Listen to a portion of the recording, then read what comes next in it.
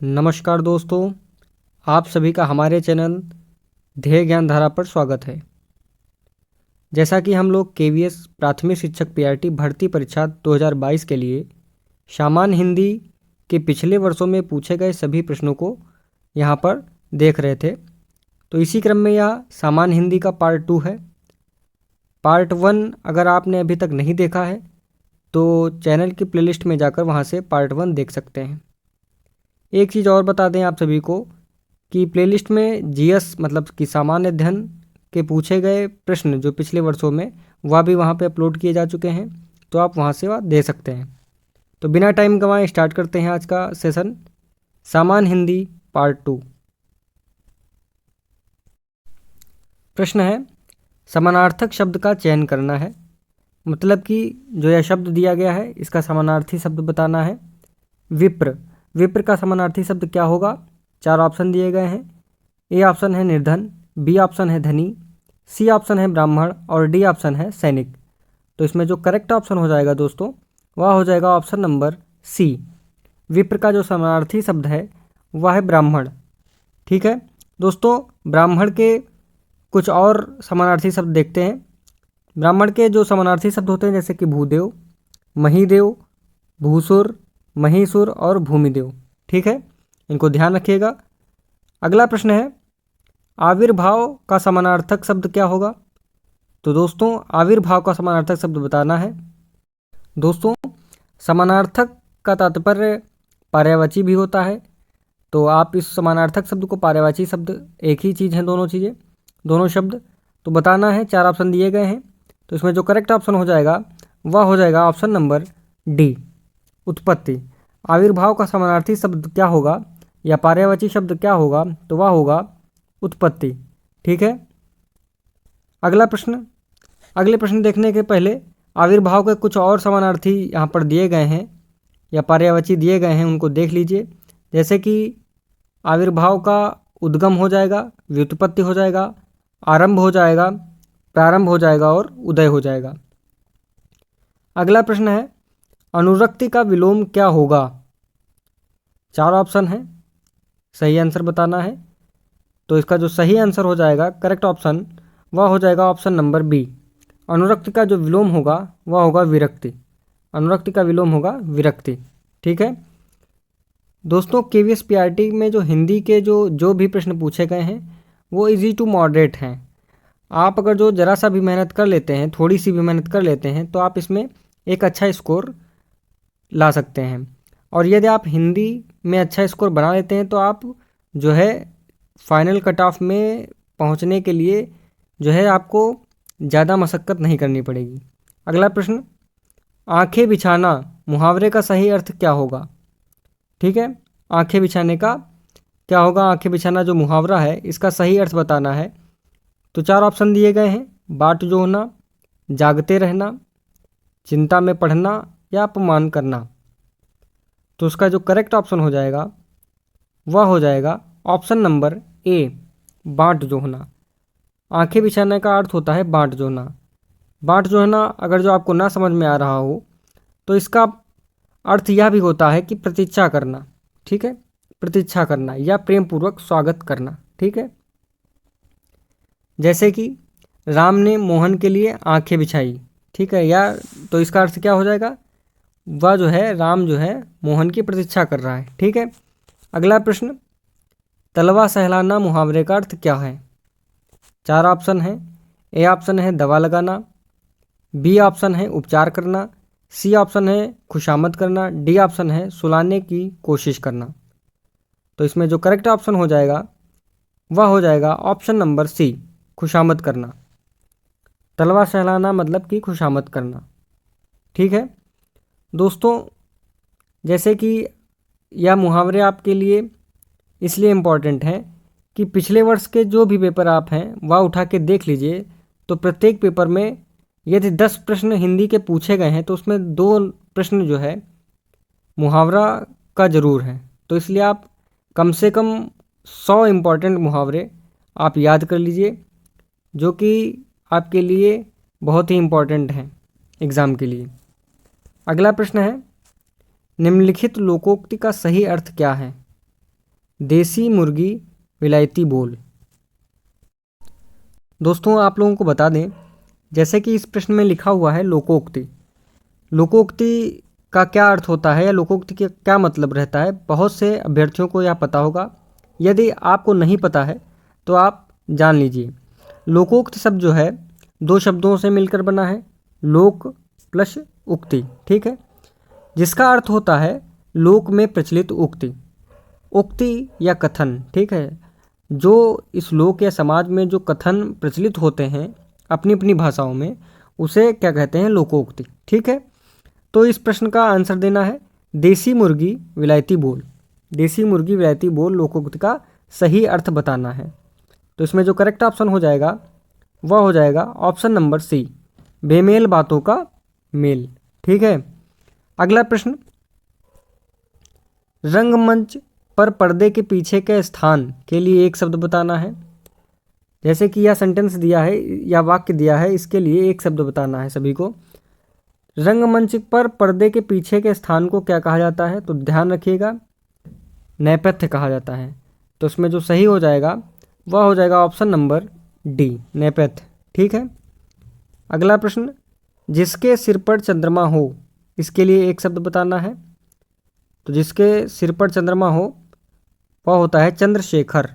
Option number C इसमें बिल्कुल सही हो जाएगा। अगला प्रश्न देखते हैं, फेंक कर चलाया जाने वाला हथियार। तो फेंक कर चलाए जाने वाले हथियार को क्या कहा जाता है, प्रक्षिप्त, प्रतिवेदन, शस्त्र या अस्त्र, आप सभी बताइए। तो इसमें जो करेक्ट ऑप्शन हो जाएगा वह हो जाएगा ऑप्शन नंबर डी, अस्त्र जो है वह फेंक कर चलाया जाने वाला हथियार होता है, ठीक है। यहाँ पर शस्त्र और अस्त्र में काफ़ी कन्फ्यूज़न होता है, तो ध्यान रखिएगा, अच्छे से देख लीजिएगा। यहाँ पर जो करेक्ट ऑप्शन हो जाएगा वह हो जाएगा ऑप्शन नंबर डी, अस्त्र, फेंक कर चलाया जाने वाला हथियार अस्त्र। अगला प्रश्न है, निम्नलिखित विकल्पों में से शुद्ध वर्तनी वाला शब्द है। देख लीजिए चारों ऑप्शन, इसमें आपको बताना है कि किस शब्द की वर्तनी शुद्ध है। दोस्तों इसमें जो शुद्ध सवर्तनी वाला शब्द है वह है समसामयिकी या समसामयिक, मतलब कि वर्तनी वाला जो शुद्ध है वो ए नंबर, आंसर नंबर ए, ठीक है। ऑप्शन नंबर ए इसमें करेक्ट हो जाएगा, समसामयिक, ठीक है। इसी समसामयिक के ये सब जो बाकी के तीनों बी सी डी में ये इसके अशुद्ध रूप हैं, ठीक है। अगला देखते हैं, जहाँ पहुँचना कठिन हो वाक्यांश के लिए उपयुक्त शब्द चुनिए। इसका करेक्ट ऑप्शन क्या है बताइए। जहाँ पहुँचना कठिन हो तो उसे कहते हैं दुर्गम, तो ऑप्शन नंबर सी इसका करेक्ट हो जाएगा, दुर्गम। अगला प्रश्न है, वस्त्र का पर्यायवाची शब्द नहीं है। जैसा कि पिछले वीडियो में हम बताए थे कि ये जो नहीं वर्ड आता है प्रश्न में, इस पर काफ़ी ध्यान देना है। इसी नहीं के चक्कर में कभी कभी अभ्यर्थी अपना आंसर गलत कर देते हैं। तो इसमें पूछ रहा है वस्त्र के पर्यायवाची नहीं हैं, 4 ऑप्शन दिए गए हैं, इसमें 3 वस्त्र के पर्यायवाची होंगे, एक कोई नहीं होगा, वही आपको जो है बताना है। तो देख लीजिए, तो इसमें जो करेक्ट ऑप्शन हो जाएगा वह हो जाएगा ऑप्शन नंबर सी, अस्त्र जो है वह वस्त्र का पर्यायवाची नहीं है। तो वस्त्र के पर्यायवाची एक तो पट हुआ, दुकूल हुआ और अंबर, यह तीनों वस्त्र के पर्यायवाची हैं, लेकिन जो अस्त्र है यह वस्त्र का पर्यायवाची नहीं है। अगला प्रश्न है, श्वेत का विलोम है। श्वेत का विलोम बताना है। अच्छा प्रश्न है। तो इसमें जो करेक्ट ऑप्शन हो जाएगा वह option number B, correct option हो जाएगा वह ऑप्शन नंबर बी, श्वेत का विलोम है श्याम, ठीक है। श्वेत का विलोम श्याम है। बाकी के जो इसमें ऑप्शन नंबर ए में दिया हुआ है सफ़ेद, तो इसका सफ़ेद का विलोम हो जाता है श्याह, ठीक है। और जो काला है, काला का विलोम हो जाता है गोरा। बहुत से अभ्यर्थी श्वेत का विलोम जो है काला लगा देंगे, लेकिन यह गलत है। श्वेत का विलोम होगा श्याम और काला जो है गोरा का विलोम होगा, ठीक है। अगला प्रश्न देखते हैं। अगला प्रश्न है, दिक् प्लस दर्शक, यह जो है छंद विच्छेद का प्रश्न है। तो बताइए कि यह छंद विच्छेद किस शब्द का है? दिक् प्लस दर्शक क्या होगा? तो इसमें जो करेक्ट ऑप्शन हो जाएगा वह हो जाएगा ऑप्शन नंबर सी, दिक् प्लस दर्शक हो जाएगा दिक्दर्शक। ऑप्शन नंबर सी इसमें जो है करेक्ट हो जाएगा, या केवीएस पीआरटी की परीक्षा 2013 में पूछा गया प्रश्न है। दोस्तों आप सभी को पता होगा, आप सभी ने पढ़ा होगा संधि विच्छेद। यदि ना पढ़ा हो तो आगे आने वाले सेशंस में हम चैप्टर बाय चैप्टर हिंदी के जो है पूरे सेशन कराएंगे, आपका टॉपिक बिल्कुल क्लियर कराएंगे। दोस्तों दिक् प्लस दर्शन में जो है व्यंजन संधि है, ध्यान रखिएगा। जैसे कि दिक् प्लस अंबर दिगंबर होता है, वाक प्लस इक वागीश होता है, इसी प्रकार से दिक् प्लस दर्शक दिग्दर्शक होता है। ठीक है, अगला प्रश्न देखते हैं। अगला प्रश्न है चोट के कारण फिर रिक्त स्थान है से जान निकल रही है, तो इस रिक्त स्थान को भरना है, जो खाली जगह है इसको भरना है कि यहाँ पर क्या होगा। 4 ऑप्शन दिए गए हैं, खुशी, दुख, दर्द या अवसाद। तो आप देखिए, पढ़िए और बताइए कौन सा ऑप्शन इसमें करेक्ट हो जाएगा। चोट के कारण उसकी से जान निकलने लगी, किससे जान निकलने लगी बताना है। तो इसमें दोस्तों जो करेक्ट ऑप्शन हो जाएगा वह हो जाएगा ऑप्शन नंबर सी। क्या हो जाएगा? ऑप्शन नंबर सी, दर्द।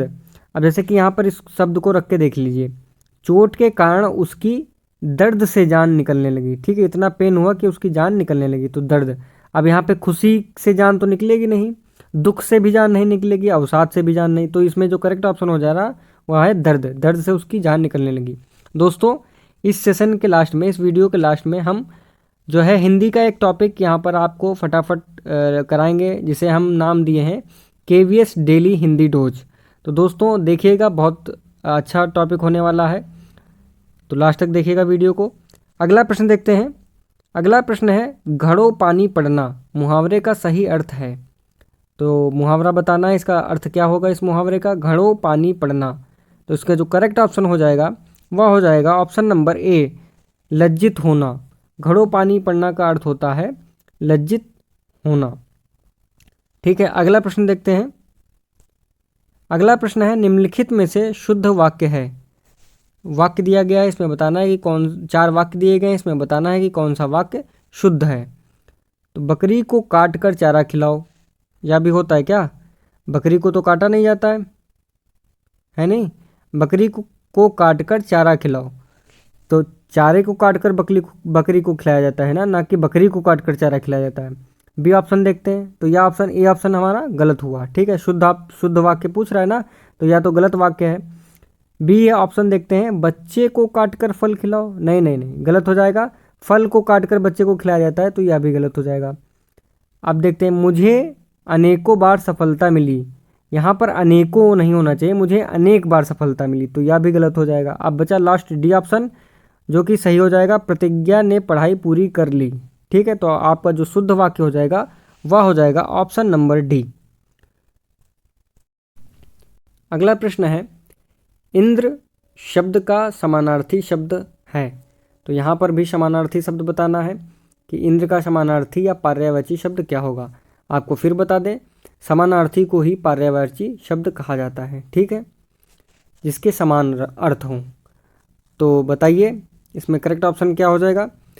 इंद्र का पर्यायवाची शब्द बताना है, 4 ऑप्शन दिए गए हैं, आप देख लीजिए। तो इसमें जो करेक्ट ऑप्शन हो जाएगा वह हो जाएगा ऑप्शन नंबर बी। इंद्र का जो पर्यायवाची शब्द हो जाएगा वह हो जाएगा शक्र। शक्र जो है इंद्र का ही पर्यायवाची शब्द है। अगला प्रश्न देखते हैं, अनुकूलन शब्द का विलोम बताना। अनुकूलन शब्द का विलोम शब्द है। ठीक है, तो प्रतिकूल हो जाएगा, या संकुल हो जाएगा, या अनुकूलन हो जाएगा, या फिर अपकूल हो जाएगा। तो अनुकूलन का जो सही विलोम शब्द हो जाएगा वह हो जाएगा ऑप्शन नंबर ए, प्रतिकूल। अनुकूल का विलोम हो जाएगा प्रतिकूल। ठीक है दोस्तों, आप जो है यहाँ पर हिंदी के जितने भी 6 सालों में प्रीवियस ईयर पूछे गए थे वह हम लोगों ने कर लिए हैं। दोस्तों अब हिंदी का एक टॉपिक है जिसका नाम है कारक। कारक को हम लोग यहाँ पर देख लेंगे फटाफट। तो एक ओवरव्यू लेते हैं कारक का। दोस्तों कारक जो कि आपके सिलेबस में भी दिया गया है हिंदी में कि कारक के प्रयोग पूछे जाएंगे। ठीक है, तो दोस्तों कारक किसे कहते हैं समझ लीजिए। कारक जो है संज्ञा या सर्वनाम के जिस रूप से, ठीक है, संज्ञा या सर्वनाम के जिस रूप से उसका सीधा संबंध क्रिया के साथ हो, ठीक है, वही कारक कहलाता है। ठीक है दोस्तों, कारक जो है हिंदी में कारक पूछा जा सकता है कि कितने प्रकार के हैं। कई परीक्षाओं में पूछा भी गया है कि हिंदी में कारक कितने प्रकार के होते हैं। तो ध्यान रखिएगा, हिंदी में कारक 8 प्रकार के होते हैं या 8 भेद होते हैं। वह 8 भेद कौन कौन से हैं कारक के, तो देखते हैं दोस्तों।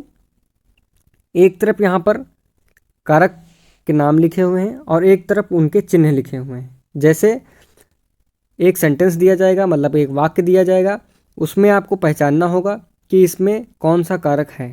तो इसीलिए आपको कारक चिन्ह भी दिए गए हैं जिससे आप पहचान कर सकें कि इसमें कौन सा कारक है। पहला दिया हुआ है कर्ता कारक, दूसरा है कर्म कारक, तीसरा है करण कारक, चौथा है संप्रदान कारक और पांचवा है अपादान कारक, छठा है संबंध कारक, सातवां है अधिकरण कारक और आठवां है संबोधन कारक। ठीक है, 8 कारक दिए गए हैं। आइए देखते हैं इनके कारक चिन्ह। तो आप कैसे याद करेंगे, एक जैसे कि एक ऐसे लय बना लीजिए, कर्ता ने कर्म को करण के साथ या के द्वारा या से या ने, ठीक है, संप्रदान के लिए, अपादान से पृथक होने पर, संबंध काकी के रारी रे, अधिकरण में पर, संबंध हे अरे ओ। ठीक है, अब इनको हम क्या करेंगे, एक एक वाक्य लेंगे और उससे हम समझेंगे। ठीक है, तो देखते हैं। जैसे कि इसमें दिया हुआ है पहला सेंटेंस, पहला वाक्य, शिक्षक ने पाठ पढ़ाया। तो शिक्षक ने पाठ पढ़ाया। अब इसमें देखिए, आपको जैसे कि पीछे वीडियो में हमने पीछे स्लाइड में क्या बताया कि कर्ता ने, ठीक है, तो ने जहाँ पर आ जाएगा वह कौन सा कारक होगा, कर्ता। तो यहाँ पर देखिए शिक्षक ने पाठ पढ़ाया, ठीक है, तो यहाँ पे ने आ रहा है चिन्ह, तो यहाँ पे कौन सा कारक हो जाएगा कर्ता कारक। ओके, कर्ता कारक। सेकंड देखते हैं, उसने सुनील को पढ़ाया। तो इसमें सुनील को पढ़ाया, को वर्ड आ रहा है, तो यह था कर्म कारक। ठीक है, जैसे कि मैंने बताया था कर्म में क्या आ जाएगा, को कारक चिन्ह। इसी प्रकार से अजय गेंद से खेलता है, तो मैंने बताया था करण से, तो यहाँ पे कौन सा कारक हो जाएगा, से हो जाएगा, करण से मतलब कि कर्ण कारक। तीसरे ऑप्शन में अजय गेंद से खेलता है, मतलब यही कर्ण कारक हो जाएगा। फिर चौथा देखिए, हम पढ़ने के लिए स्कूल जाते हैं, के लिए आया है यहाँ पर, तो इसमें कौन सा कारक हो जाएगा, मैंने बताया था संप्रदान के लिए बताया था, तो यहाँ पर के लिए किसका आ जाएगा, संप्रदान। अगला है पेड़ से पत्ता गिरता है, तो पेड़ से पत्ता गिरता है, तो यहाँ पर हो जाएगा अपादान कारक। अपादान में क्या बताया था कि अपादान में से आएगा और वो भी उसमें क्या छुपा होगा, पृथक होने पर। ठीक है, पृथक होने पर मतलब कोई एक चीज़ दूसरी चीज़ से अलग हो रही है। तो देखिए पेड़ से पत्ता गिर रहा है, मतलब कि पेड़ से पत्ता अलग हो रहा है, तो यहाँ पर से आया, तो यहाँ पर क्या होगा, अपादान कारक। फिर बताया था संबंध का की के या रा री रे, तो देखिए अगले सेंटेंस में, अगले वाक्य में, सुनील का घर दूर है, तो का आया, तो इसमें क्या होगा, संबंध कारक। फिर अगला देखते हैं, सड़क पर गाड़ी खड़ी है। मैंने बताया था कि अधिकरण कारक होगा, उसका चिन्ह जो होगा में या पर, तो यहाँ पर आ रहा है, तो इसमें क्या होगा, अधिकरण कारक। ठीक है, अगला आ जाएगा सावधान, तो हमने लास्ट कारक जो 8वां बताया था वह बताया था संबोधन, किसी चीज़ का संबोधन हो। इसकी पहचान, सबसे अच्छी पहचान यह होती है संबोधन कारक की, कि सेंटेंस के लास्ट में या किसी वर्ड के लास्ट में यह चिन्ह आपको दिख जाए, तो वहाँ पर क्या होगा, संबोधन। ठीक है, तो सावधान लिखा हुआ है, लास्ट में यह चिन्ह लगा हुआ है, तो यह हो जाएगा संबोधन कारक। ठीक है, शायद आपको यह वीडियो अच्छा लगा हो। लास्ट में जो कारक और कारक चिन्ह बताए गए आपके लिए हेल्पफुल हो, और प्रीवियस ईयर जो भी बताए गए हैं वह उन प्रीवियस ईयर क्वेश्चनों से आपको कुछ एक गेस मिल गया हो कि इस टाइप के क्वेश्चन पूछे जाते हैं या ये टॉपिक हमको टच करने हैं। तो दोस्तों वीडियो लास्ट तक देखने के लिए आप सभी का धन्यवाद। और वीडियो अच्छी लगी हो तो आप हमारे चैनल को सब्सक्राइब कर लीजिए, लाइक कीजिए और शेयर कीजिए। धन्यवाद।